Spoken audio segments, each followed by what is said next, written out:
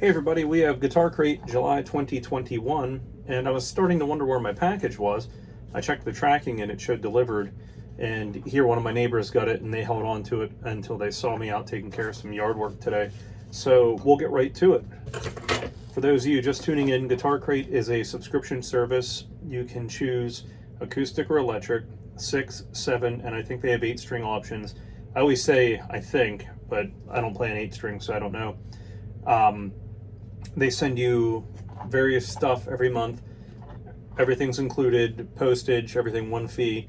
I get 2 sets of strings and it runs $40. Again, includes shipping, includes tax. You're automatically billed via PayPal, and then they throw some other goodies into the box. So let's see what we got. Let's just get this all out here now. And like we do every month, we'll throw the box. So we got a D'Addario lanyard. I have plenty of lanyards. So what I also have is a box of various things that Guitar Crate has sent me that I won't use, or maybe it's a duplicate. So when I sell an instrument, I can throw a couple goodies in, and you know, your person buying something, surprise, you open the case and you get a couple extra bonus items. So this will go to someone. What the hell is this? It's an on-stage cable, USB to 1/4 inch, and judging by the wraps and about the length of them, I would say it's probably a 12 to 15 foot cable. You would use something like this for going right into a DAW. I believe in some cases you could go straight to your computer. I'm not sure. I don't have experience using one of these. This is something that I will not use. I'll just see if someone wants it. I have read that some of these converters that go from 1/4 to USB can be quite noisy. So again, I don't have experience using one. I can't speak for it. So we'll put that there. I can tell you that on-stage stands makes pretty crappy wall hanging. The click-in ones, you can see one of my reviews. Actually, I can show you one that I still have. Yeah, you can see now granted the wall would prevent that from coming all the way back through, but this is an on-stage stand item. Clicks in to hold it. This is not from this month, this is a previous item. I just wanted to show you. So really can't say I'm a big fan of on-stage stand stuff. Okay, XLR8. I've received this before, and so it comes in a tin, and I'm sure you can find a use for that, guitar picks, whatever. And then the product itself is like this. So think of this like a less greasy fast fret. So here we have a guitar. We would take this, rub it over the strings, and there's your residue. You have a little bit of light oil on that. I wouldn't say it's an oil, more like a protectant. I'm sure there's some oil in it. It's actually not a bad product. And the first time I got it is pretty good. I keep it in one of my guitar cases. I can't remember which one. And then also right behind here, oh, well, I fell in the front. I have a box of just cleaners and stuff in the workshop here. We got a Guitar Crate guitar pick. We'll put that in the box.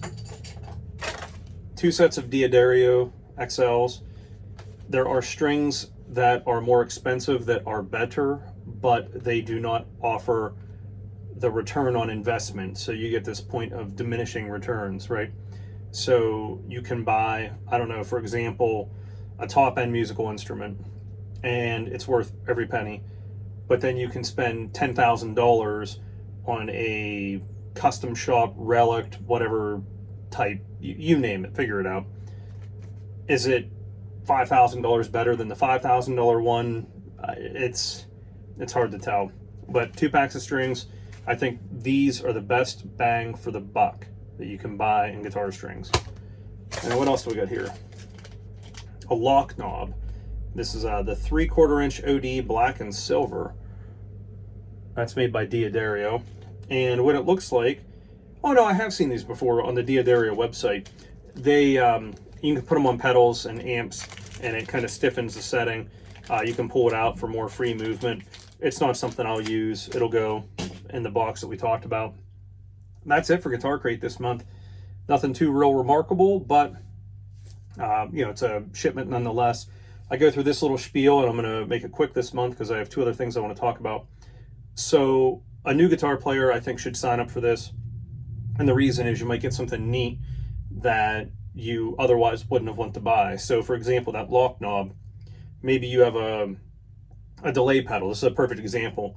I use a vintage Boss DM2.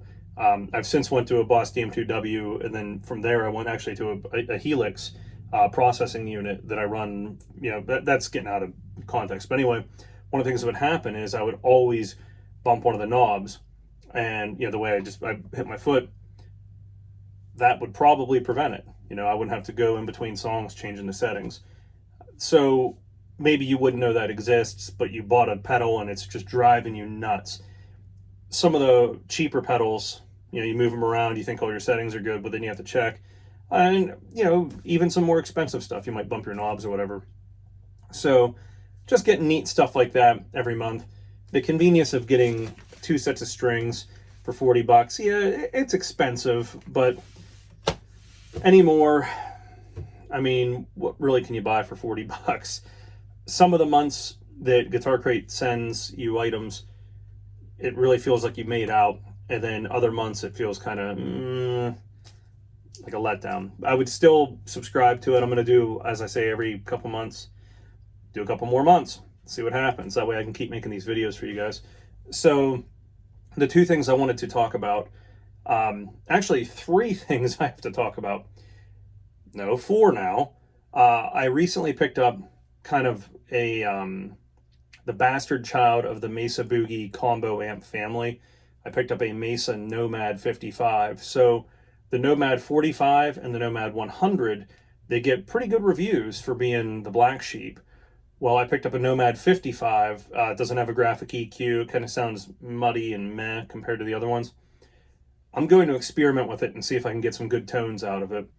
Most of you guys know by now I'm a Mesa player. Either a multi-watt door rectifier or the Badlander. I've been running that since release. I really, really like the products. For me, it just works. Well, with the Nomad, I want to see if I can get a good tone out of it. And then there's a couple modifications you can do. There's they call it a mud mod. Another one is changing the effects loop from parallel to series. So that's one of the things I wanted to talk about.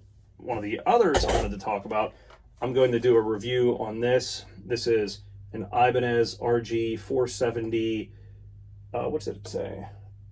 MB. It's a autumn fade color, and then the headstock matches this as well. It does the fade in reverse.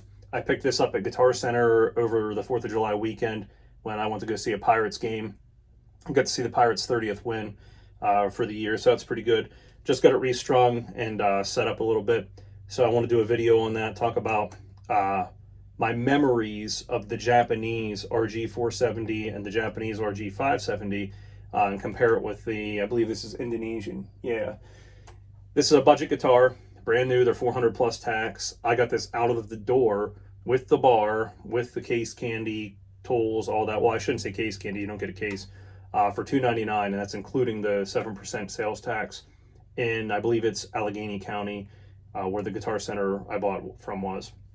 So do a quick review of that in a different video. And then the other guitar I've been promising to do a review on is an Esp Ltd Black Metal.